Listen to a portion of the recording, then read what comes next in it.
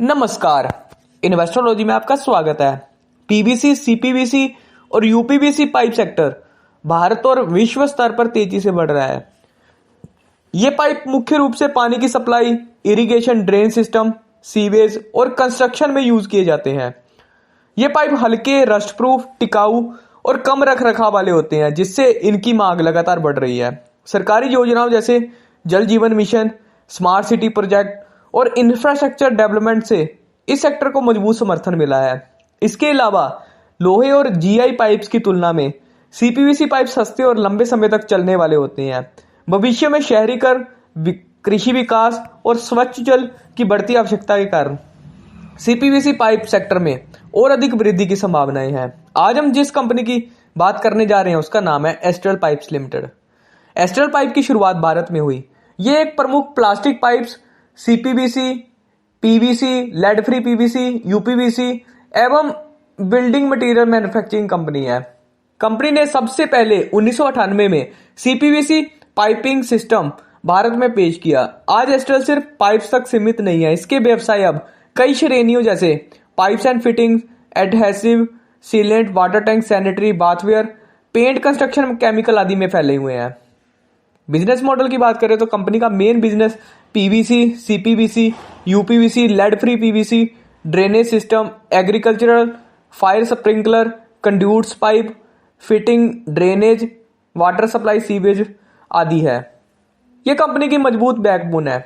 Adhesive sealant putty, जिससे construction and maintenance demand को भी टारगेट किया जा सकता है। Water tank, bathware, sanitary ware, ताकि प्लम्बिंग के साथ साथ फिनिशिंग और बाथरूम सोल्यूशन भी मिल सके। एस्ट्रल के पास भारत में कई मैन्युफैक्चरिंग प्लांट है और एक बड़ा डिस्ट्रीब्यूशन नेटवर्क है। जो ग्राहक पाइप्स खरीदते हैं वही एडहेसिव, वाटर टैंक, बाथवेयर या पेंट्स भी एस्ट्रल से ले सकते हैं। इस तरह एक ही ब्रांड से कंप्लीट बिल्डिंग रेनोवेशन, प्लम्बिंग सुविधाएं हो जाती हैं। इस प्रकार एस्ट्रल ने कमोडिटी पाइप से आगे बढ़कर एक व्यापक बिल्डिंग मटेरियल कंपनी बनाने की रणनीति अपनाई है। कंपनी के फंडामेंटल्स की बात करें तो फाइनेंशियल ईयर 2025 में कंपनी की कुल रेवेन्यू 5,830 करोड़ का रहा। नेट प्रॉफिट कंपनी का 520 करोड़ का रहा। कंपनी के ऊपर टोटल 233 करोड़ का डेप्ट है।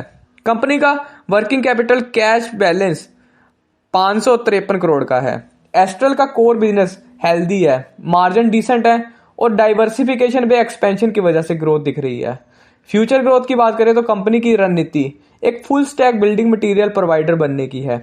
एक ब्रांड से प्लम्बिंग, बाथवेयर, पेंट में अन्य बिल्डिंग मटेरियल देने की सुविधा देती है, जिससे क्रॉस सेलिंग व वॉलेट शेयर भी बढ़ने की संभावना है। नए मैन्युफैक्चरिंग प्लांट जैसे उत्तर भारत में कानपुर प्लांट आदि बन रहे हैं, जिससे जियोग्राफिकल रीच बढ़ेगी, सप्लाई चेन मजबूत होगी। एक्सपोर्ट और नए प्रोडक्ट वर्टिकल में विस्तार का विचार है, जिससे डिपेंडेंसी सिर्फ पाइप्स पर नहीं रहेगी और बिजनेस डाइवर्सिफाइड होगा।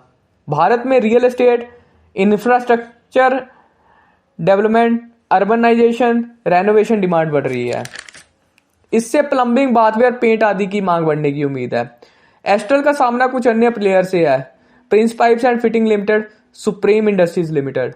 रिपोर्ट के अनुसार प्लम्बिंग प्लास्टिक पाइप्स इंडस्ट्री में एस्ट्रल के पास बड़ा एड्रेसेबल मार्केट है। डाइवर्स प्रोडक्ट पोर्टफोलियो के साथ साथ डिस्ट्रीब्यूशन एडवांटेज है, जो कंपनी को पीयर से डिफरेंशिएट करता है। एस्ट्रल पाइप्स का कुल रेवेन्यू 5,830 करोड़ का है। Prince pipes and fitting limited का रेवेन्यू 2,947 करोड़ का और सुप्रीम इंडस्ट्रीज का रेवेन्यू 11,973 करोड़ का है। एस्ट्रल के पास तकरीबन 7% का मार्केट शेयर है। सुप्रीम इंडस्ट्रीज के पास 11% का और प्रिंस पाइप्स के पास 5% का मार्केट शेयर है। फाइनेंशियल ईयर 2026 के दूसरे क्वार्टर में एस्ट्रल ने मजबूत नंबर के साथ रेवेन्यू 15.1% ईयर ऑन ईयर और net profit 24% year on year growth के साथ एबिटा मार्जिन में सुधार रहा। कुछ ब्रोकर ने फाइनेंशियल ईयर 2025 के लिए ग्रोथ गाइडेंस रिवाइज की है। रॉ मटेरियल कॉस्ट में एक्सपेंस की वजह से ईपीएस एस्टिमेट मार्जिन में दबाव की संभावना बताई है। कंपनी के रेवेन्यू की बात करें तो 2023 में कंपनी का रेवेन्यू 5,158 करोड़ का था। 2024 में 5,640 करोड़ का 2025 में बढ़ के 5,830 करोड़ का हो गया।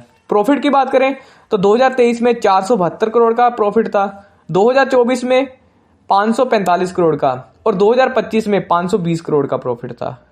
शेयर होल्डिंग पैटर्न की बात करें तो 2024 में प्रमोटर के पास 54.10% की प्रमोटर होल्डिंग थी, एफआईआई के पास 22.32% की, डीआईआई के पास 12.48% की और पब्लिक के पास 11.10% की शेयर होल्डिंग थी। 2025 में प्रमोटर के पास 54.21% की, एफआईआई के पास 16.61% की, डीआईआई के पास 17.49% की और पब्लिक के पास 11.69% की होल्डिंग थी। रिस्क फैक्टर की बात करें तो रॉ मटेरियल प्राइस वॉलेटिलिटी के कारण पाइप प्लास्टिक इंडस्ट्री में पीवीसी, सीपीवीसी आदि पॉलीमर की कीमतों में उतार चढ़ाव हो सकता है। कुछ बड़े बड़े फंड हाउसेस का कहना है कि एस्टर प्रीमियम वैल्यूएशन पर ट्रेड कर रहा है। यदि ग्रोथ एक्सपेक्टेशन पूरा ना हुआ तो डाउनसाइड रिस्क होगा। पाइप्स के अलावा एडहेसिव, पेंट्स, बाथवेयर आदि में एक्सपेंशन है, पर इन वर्टिकल्स में सफलता व प्रॉफिटेबिलिटी सुनिश्चित करना होगा। डाइवर्सिफाइजिंग रिस्क को मैनेज करना होगा। अगर रियल एस्टेट या इंफ्रा स्लो डाउन हुआ या कंज्यूमर डिमांड में सॉफ्टनेस आई तो बिल्डिंग मटेरियल कंपनीज प्रभावित हो सकती हैं। वैसे देखा जाए तो एस्ट्रल एक मजबूत well diversified building material company है जिसकी ब्रांड वैल्यू और डिस्ट्रीब्यूशन नेटवर्क बहुत अच्छा है। इसके डाइवर्सिफाइड वर्टिकल्स भविष्य में ग्रोथ का अच्छा अवसर प्रदान करते हैं। विशेषकर भारत में रियल एस्टेट, इंफ्रा और हाउसिंग डिमांड बढ़ी है। यदि कंपनी अपनी एग्जीक्यूशन डिसिप्लिन बनाए रखे, रॉ मटेरियल फ्लक्चुएशन मैनेज करे और डाइवर्सिफाइड वर्टिकल्स में प्रॉफिटेबिलिटी हासिल करे तो मीडियम टू लॉन्ग टर्म में ये शेयर काफी अच्छा रिटर्न दे सकता है। लेकिन हाई वैल्यूएशन और माइक्रो रॉ मटेरियल्स से जुड़ी अनिश्चितताओं, market slow down, commodity price rise, competition को ध्यान में रखते हुए निवेशकों को सोच समझकर निवेश करना चाहिए।